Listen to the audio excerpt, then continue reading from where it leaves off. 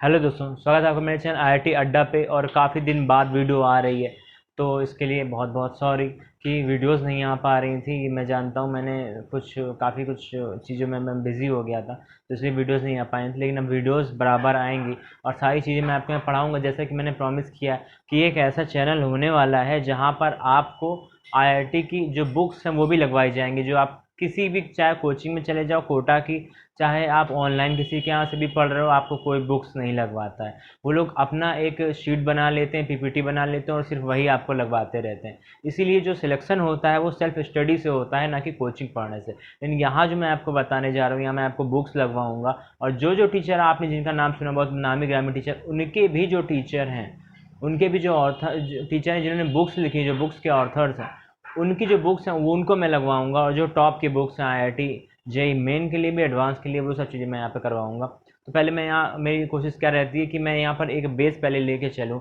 ठीक है, एक बेस बनाना बहुत ज़रूरी होता है। यदि बेस आपका बढ़िया नहीं बनेगा तो फिर आगे उसमें इमारत खड़ी नहीं हो पाएगी। ठीक है, तो ये आज बिल्कुल बेसिक से पढ़ाने वाला हूँ मैं, कॉम्प्लेक्स नंबर। और कॉम्प्लेक्स नंबर अलजेब्रा का टॉपिक है। ठीक है, ये जो टॉपिक है ये बहुत ही इंपॉर्टेंट है, बहुत ही पूछा जाता है, इसलिए हम लोग इसके ऊपर बात करेंगे। हालांकि जिन लोगों ने फर्स्ट ईयर, जो लोग अभी फर्स्ट ईयर में हैं, जो अभी फर्स्ट ईयर में आए, ठीक है, उनके लिए बहुत ही बेनिफिशियल होने वाला है, क्योंकि मैं बहुत ही बेसिक से बताने वाला हूँ। ठीक, बहुत बेसिक से और बताऊंगा, लेकिन कुछ इस तरीके से बताऊंगा ताकि जब आप आईआईटी में उसको पढ़ोगे तो आपको उसका वहाँ बहुत ज़्यादा बेनिफिट मिलेगा। और जो बच्चे फर्स्ट ईयर इंटर कर चुके हैं, आप जो आईआईटी की तैयारी कर रहे हैं, उसके लिए मैं उनको बताऊंगा जो क्वेश्चंस कैसे लगाए जाते हैं हायर लेवल के, और कैसे आईआईटी के जो क्वेश्चंस, जो पूछे गए क्वेश्चंस, वो लगवाऊंगा। और जो आईआईटी की बुक्स है मैं वो भी करवाऊंगा। लेकिन यहाँ पर जो है वो बेसिक, अब बेसिक कॉम्प्लेक्स नंबर से स्टार्ट करेंगे हम लोग, बिल्कुल बेसिक से, बिल्कुल शुरुआत से स्टार्ट करेंगे। ठीक, तो अब कॉम्प्लेक्स नंबर क्या होता है इसके बारे में बात करते हैं। जैसे हम लोग नंबर्स जानते हैं कि नंबर्स क्या होते हैं, रियल नंबर्स क्या होते हैं। ठीक है, एक दो तीन चार पाँच, ठीक है, इसे हम लोग, ये सब नंबर्स हैं। जीरो हो गया, इसमें नेगेटिव से भी होता है, तो हम लोग ऐसे कह सकते हैं, एक जो नंबर लाइन पर लिखे जाने वाले सारे नंबर, ये एक नंबर लाइन है और यहाँ मिडिल पॉइंट इसका है ज़ीरो। ठीक है, और ये है minus infinite two plus infinite. तो जो भी नंबर है वो सब नंबर इस नंबर लाइन पर लाइज करते हैं। ठीक, सब लाई करते हैं इसी नंबर लाइन पर। तो वो नंबर जो हम लोग अभी तक जानते हैं वो सब रियल नंबर होते हैं, जो एक्चुअल में। अब रियल नंबर में भी अब बात हम लोग करते हैं, निगेटिव क्या होता है। निगेटिव तरीके से आप कह सकते हो अपोजिट डायरेक्शन का नंबर हो गया। ठीक, अदरवाइज तो सिर्फ पॉजिटिव नंबर ही एग्जिस्ट करते हैं। तो ये चीज़ हो गई आपके नंबर्स। अब इसी नंबर्स की हम लोग जब बात कर रहे हैं, तो नंबर्स को यदि हम लोग इस डिवीज़न में डिवाइड करेंगे तो ये आएगा। वैसे नंबर को कई तरीके से डिवाइड कर सकते हैं। ठीक, तो बेसिकली ये आएगा इस तरीके से। एक हो जाएंगे हमारे, नंबर्स का डिवीज़न कर लें,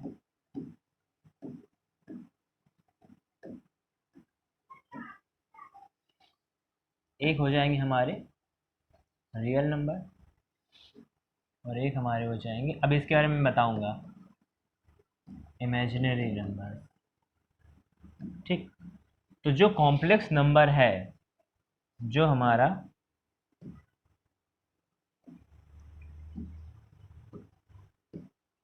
कॉम्प्लेक्स नंबर है, वो एक्चुअल में इस रियल नंबर और इस इमेजिनरी नंबर से मिलकर बनेगा। ठीक है, उसको हम लोग बोल देंगे कॉम्प्लेक्स नंबर। तो ये अपने आप में ही एक पूरी मैथ है, तो इसके बारे में हम लोग समझने वाले हैं। कॉम्प्लेक्स नंबर तो ये किन नंबरों को बोला गया, इसको समझने से पहले हम लोग इमेजिनरी नंबर को समझेंगे कि इमेजिनरी नंबर क्या होता है। देखो, इमेजिनरी नंबर की समझ या शुरुआत यहाँ से क्या समझो आप। यदि कोई इक्वेशन ऐसे लिखी है, x square plus one is equal to zero. ठीक, ऐसे लिखी, इसका सोल्यूशन हमें निकालना है, किसका क्या सोल्यूशन होगा। ठीक है, तो इसका सोल्यूशन क्या होगा। इससे पहले यदि एक ऐसे क्वेश्चन देखो, यदि ऐसा लिखा हो एक्स स्क्वायर प्लस फोर, या ऐसे लिख दो x square minus four is equal to zero, तो हम लोग कह सकते हैं x square is equal to four. तो एक्स इज इक्वल टू, अब यहाँ पे, अब कुछ लोग कह रहे हैं फोर का रूट ये टू आएगा, और कुछ लोग कहते हैं प्लस माइनस टू आएगा। देखो, प्लस माइनस टू आएगा, प्लस माइनस टू किस लिए आएगा, क्योंकि ये एक्चुअली इस सेकंड डिग्री की इक्वेशन है। ठीक है, एक क्वाड्रेटिक इक्वेशन है, और ये एक ऐसी इक्वेशन में दो रूट्स आएंगे। तो दो रूट्स क्या हो गए, प्लस और माइनस के, इसको हम लोग इसलिए ऐसे भी समझते हैं कि रूट फोर जब किसी चीज़ का रूट लेते हैं, वर्गमूल लेते हैं, तो क्या होता है उसमें प्लस और माइनस आता है। ये चीज़ हम लोग समझ गए, ऐसे हम लोग इक्वेशन को सॉल्व करना जानते हैं। ठीक है, इतनी बात पक्की। अब देखो, अब इसी में ये चीज़ तो हम लोग जानते हैं, लेकिन यदि हम लोग ऐसी कोई इक्वेशन सॉल्व करने जा रहे हैं तो ये क्या होगा, एक्स स्क्वायर उधर भेज दो, ये हो जाएगा -1। तो हम लोगों का ये एक्स की वैल्यू क्या है, -1 का रूट है, इस तरीके का है। ठीक है, तो ये चीज़ हो गई। तो अब देखो, कॉन्सेप्ट के हिसाब से तो देखने में ये सही लगता है कि ये x है, -1 का रूट है भाई, x की वैल्यू आ गई हमारी। लेकिन ऐसा है नहीं सही में। क्यों ऐसा नहीं है? क्योंकि कोई ऐसी वैल्यू बताओ अच्छा जो इसको सेटिस्फाई कर सके। जैसे अभी हम लोगों का आया था x² = 4। तो ऐसी कौन कौन सी वैल्यू थी जो इक्वेशन सेटिस्फाई कर सकते थे? एक थी +2 और एक थी -2, दोनों में कुछ भी रख देंगे तो ये 4 आ जाएगा। अब ऐसी कौन सी वैल्यू है जो x² = -1 को सेटिस्फाई कर सके? तो देखो, यदि तो किसी भी चीज़ का स्क्वायर कभी निगेटिव नहीं हो सकता है। हो सकता है? नहीं हो सकता है। किसी भी चीज़ का स्क्वायर कभी निगेटिव नहीं हो सकता। तो हम लोग ये कह सकते हैं कि ऐसा कोई भी नंबर नहीं हो सकता जो इस इक्वेशन को सेटिस्फाई कर दे। ठीक, बात समझ में आई? ऐसा कोई भी नंबर नहीं हो सकता जो इसको सेटिस्फाई कर दे। तो ये है क्या, ये जो निकल के आया ये है क्या? कुछ तो है ये। तो हम लोगों ने कहा कि एक्चुअल में ये एग्जिस्ट तो नहीं करता, लेकिन इक्वेशन से तो आ ही रही है ये चीज़। तो इसको हम लोगों ने बोला है आयोटा। आई हमने इसका एक साइन बोल दिया जिसको आयोटा बोला जाता है। ठीक है, लैटिन में है ये, और इसका मतलब है आयोटा, यानी एक ऐसा इमेजिनरी नंबर जो एक्चुअल में एग्जिस्ट नहीं करता है। तो ये जो हमारा नंबर है आई, ठीक है, आई = -1 का रूट, ये जो नंबर है हमारा ये एक्चुअल में एग्जिस्ट नहीं करता है। ठीक है, लेकिन ये एक्चुअल में एग्जिस्ट नहीं करता है, लेकिन फिर भी ये कॉम्प्लेक्स में ही एग्जिस्ट करने वाला है। क्यों? क्योंकि इसका जो इसको ढूंढना था बहुत ज़रूरी था ऐसे किसी भी इक्वेशंस को सॉल्व करने के लिए। जैसे ही इसको फाइंड किया, जैसे ही इसको पता किया कि, या फिर इसको एक नाम दिया, कह दो पता क्या किया, इसको एक नाम दिया। हम लोगों ने इसको जैसे ही एक्सेप्ट कर लिया कि इमेजिनरी नंबर्स भी होते हैं, ठीक है, या हो सकते हैं, जो कि एक्चुअल में होते नहीं, इमेजिनरी तभी मतलब है। ठीक है, जब हमने इसको एक्सेप्ट किया तो एक नई ब्रांच निकल के आई मैथमेटिक्स की, कॉम्प्लेक्स नंबर्स। ठीक, तो वो कॉम्प्लेक्स नंबर्स हम लोग अब देखने जा रहे हैं। तो इससे पहले इमेजिनरी नंबर समझना जरूरी था, तो ये आपने समझ लिया। यदि आपका इसको स्क्रीनशॉट लेना है, कुछ नोट करना तो नोट कर सकते हो।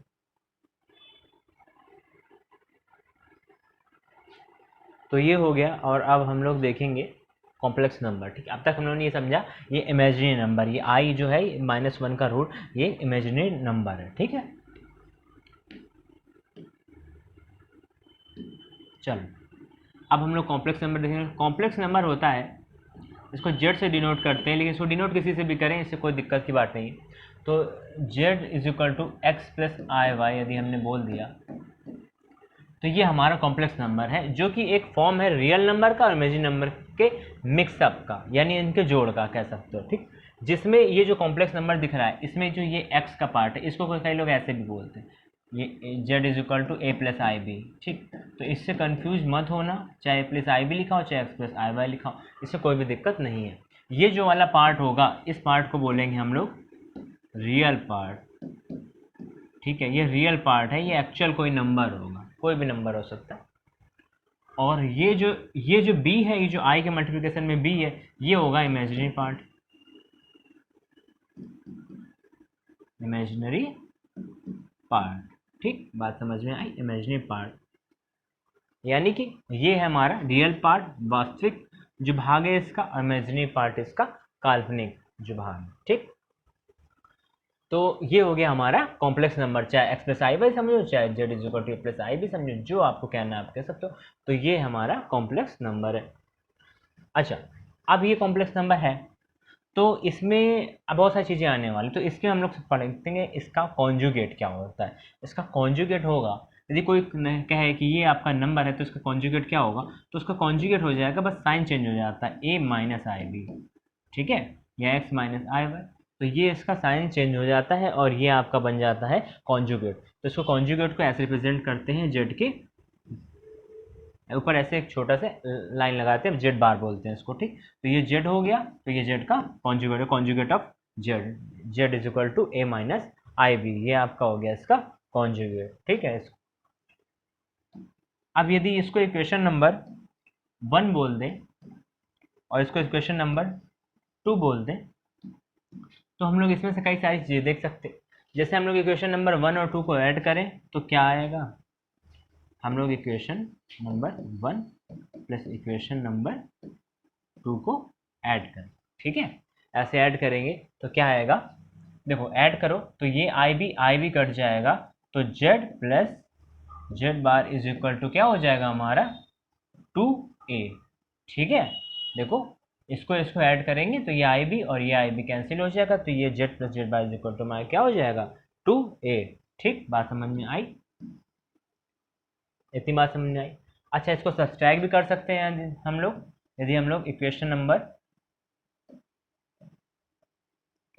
1 में से इक्वेशन नंबर 2 सब्सट्रैक्ट करें, ठीक।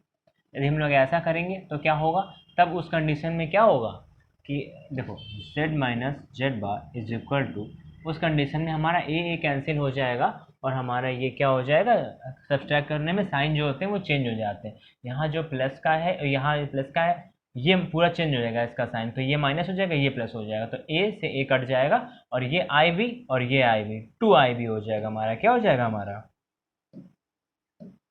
2i भी हो जाएगा। इतनी बात सबको समझ में आई, इतनी बात समझने में कोई दिक्कत, कोई परेशानी? यदि इतनी बात समझ में आ गई है, ठीक है, यदि नहीं आई है तो वीडियो को आप पीछे से करके देख सकते हो, पीछे बहुत ही आराम से देखो हम लोग चलेंगे, कोई जल्दी की बात नहीं है। ऐसे समझ के मैं पढ़ाऊँगा कि जो लोग पढ़ रहे हैं वो पहली बार पढ़ रहे हैं, ठीक है। आज से पहले उन्होंने कभी कॉम्प्लेक्स नंबर नहीं पढ़ा, यदि पढ़ा है तो अच्छी बात है, नहीं पढ़ा तो भी अच्छी बात। हम लोग ऐसे पढ़ेंगे जैसे कि आपने कभी पहले नहीं पढ़ा, ठीक है, ताकि आपको एक बार फिर से पढ़ने को मिल जाए। तो ये हमारा एडिशन हो गया इसका और सब्सट्रैक्शन हो गया, ये चीज़ हम लोग समझ गए, ठीक। अब हम लोग इसका मल्टीप्लिकेशन देख लेते हैं कि इसको मल्टीप्लाई करेंगे तो क्या आएगा। देखो सिंपल सी बात है, इक्वेशन नंबर 1 और 2 को मल्टीप्लाई कर सकते हो, ठीक है। मल्टीप्लाई करेंगे तो क्या आएगा ये हम लोग खुद भी देख सकते हैं, लेकिन ये देखने से पहले हम लोग कुछ आय के बारे में पढ़ने जा रहे हैं, तो इसलिए ये स्क्रीनशॉट इसका लेना या नोट करना हो तो इसको अपना कर लो, ठीक है। इसमें कुछ स्क्रीनशॉट की ऐसी कोई बात है नहीं, लेकिन अपना जो भी लेना चाहो ले लिया। अब देखो, अब हम लोग इसी आय के बारे में पढ़ेंगे, इस इमेजिनरी नंबर के बारे में पढ़ेंगे, क्योंकि यही तो है सब, यही सब कुछ है। इसके बारे में पढ़ लिया तो हम लोगों ने बहुत कुछ पढ़ लिया कॉम्प्लेक्स नंबर में, ठीक। बोथ साइड स्क्वायर करो तो आएगा क्या, आय का स्क्वायर इज इक्वल टू -1, ठीक। यही वो नंबर है, यही वो इमेजिनरी नंबर है जिसका स्क्वायर निगेटिव होता है, अदरवाइज किसी चीज़ का स्क्वायर निगेटिव हो नहीं सकता, लेकिन चूंकि ये इमेजिनरी नंबर है इसलिए इसका स्क्वायर हम लोगों ने निगेटिव माना है, ठीक है। तो आई स्क्वायर इज इक्वल टू -1, ठीक।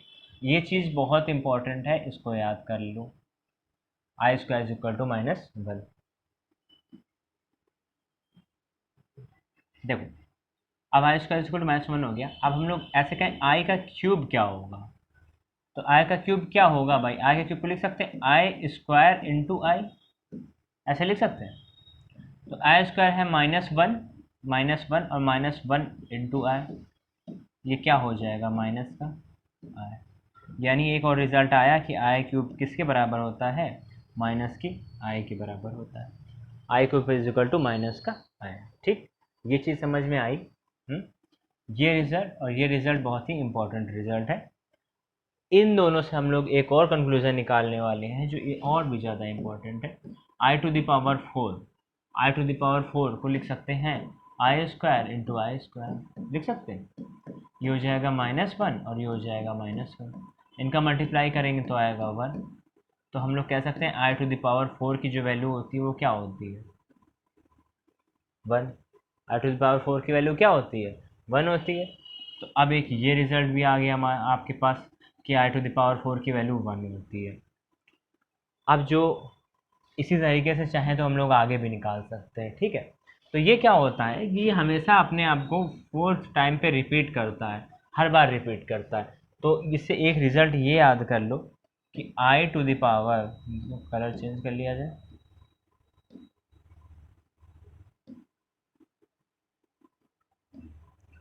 आई टू द पावर 4n की वैल्यू जो है वो 1 होती है।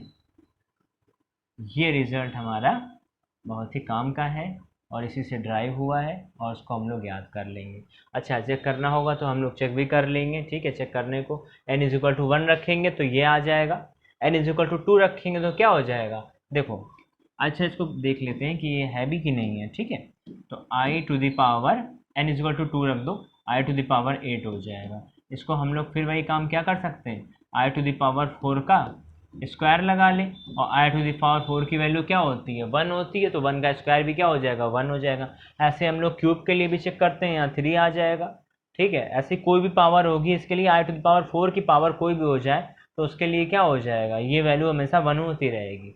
तो इसलिए हम लोगों ने क्या दिया, i to the power 4n जो है उसकी वैल्यू क्या होती है, 1 होती है, जहाँ n का मान कोई भी इंटीजर हो सकता है, ठीक है। उससे कोई प्रॉब्लम हम लोगों को नहीं है, ठीक। where n is any integer। तो इतनी बात समझ में आई, इसका स्क्रीनशॉट लेना चाहो तो ले लो। बहुत ही बेसिक से पढ़ते चलेंगे, बहुत ही आराम से और बेसिक से ही पढ़ेंगे, ठीक है। छोटी छोटी चीज़ों से ही हम लोग कंप्लीट करेंगे और समझेंगे पूरा कॉन्सेप्ट क्या है इसका। तो इसका स्क्रीनशॉट ले लिया, ठीक। अब हम लोगों ने आई के बारे में जान लिया, ये कि आई की वैल्यूज़ क्या होती है, आई स्क्वायर क्या, आई क्यूब क्या, आई टू द पावर 4 क्या, आई टू द पावर 4n क्या है। तो अब इसी में कुछ हमसे कोई ये पूछ लेगा, i to the power 4n plus 1 क्या होगा, तो हम लोग कैसे निकालेंगे। ऐसे पूछ लिया गया, i to the power 4n plus 1 पूछ लिया जाए या 2 पूछ लिया जाए, कुछ भी पूछ लिया जाए, तो ऐसे लिखो आई टू द पावर 4n। इसको अलग अलग कर सकते हैं ना, आई टू द पावर 4n, और यहाँ पर क्या हो जाएगा, ये मल्टीप्लिकेशन में हो जाएगा आई स्क्वायर, ठीक। बात समझे, मल्टीप्लिकेशन में क्या होती है, आपकी ये जो पावर्स है ये ऐड हो जाती हैं, तो इसको बाद में आप वापस सेपरेट भी कर सकते हो, ठीक। तो आई टू द पावर 4 की वैल्यू क्या होती है, 1 होती है, और आई स्क्वायर की वैल्यू क्या होती है, माइनस का 1 होती है। तो ये आंसर क्या आ जाने वाला है, माइनस का 1 आ जाने वाला है, ठीक। बात समझ में आई। यदि यहाँ पर आई पावर 4n प्लस 1 होता तो यहाँ आई होता, यहाँ माइनस आई होता, मल्टीप्लिकेशन में आता माइनस आई हो जाता। ऐसे ही यहाँ कुछ भी आ जाएगा तो आप लोग कर ले जाओगे, ठीक है। बात समझ में आई।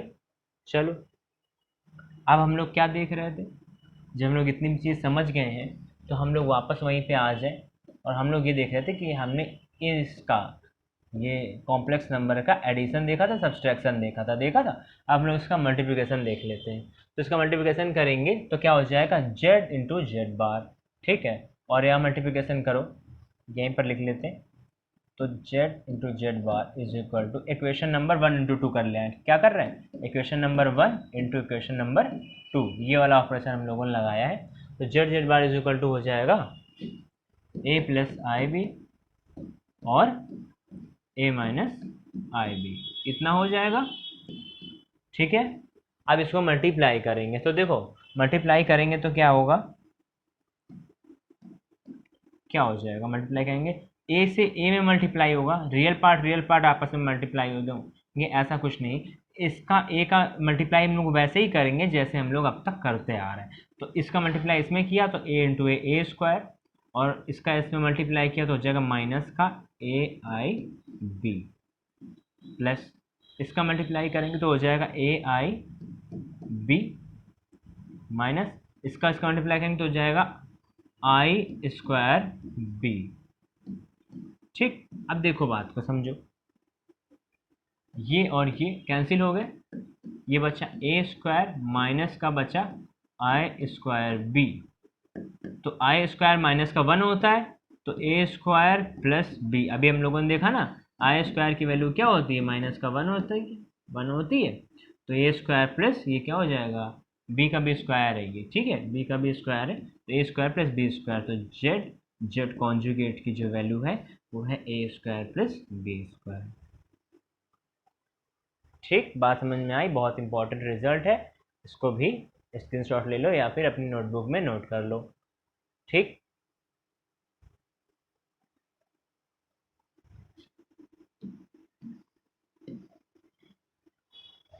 तो ये देखो, ये जो अभी मैंने बताया है ये मैंने बहुत ही बेसिक चीज़ बताई, ठीक है। ये इतनी मतलब बेसिक है कि जो पहली बार पढ़ रहा है ये उसके लिए है। तो यहाँ आपको ये चीज़ क्लियर हो गई होगी कि कॉम्प्लेक्स नंबर क्या होता है, कॉम्प्लेक्स नंबर का कॉन्जुगेट क्या होता है, और इनके बीच में आपस में किस तरीके से हम लोग रिलेशन निकालते हैं, तो क्या होता है, ठीक है। बात समझ में आई। और आपको ये पता चला आज कि रियल पार्ट क्या होता है, इमेजिनरी पार्ट क्या होता है। आई के बारे में मैंने आपको बताया कि आई यहाँ पर क्या होता है, आई की क्या क्या वैल्यूज़ होती हैं, कैसे वैल्यूज़ निकलती हैं, आई टू द पावर 4n की वैल्यू क्या होती है, 1 होती है। इतना हम लोग आज समझ गए। तो ये जो आप आज समझे हो, ये आपके लिए बहुत ही बेनिफिशियल होगा। तो इसको आप इतना, आज के लिए इतना रखते हैं, और इसके आगे की बात हम लोग नेक्स्ट वीडियो से करेंगे, ठीक है। तो मिलते हैं अगली वीडियो में, तब तक के लिए goodbye and take care.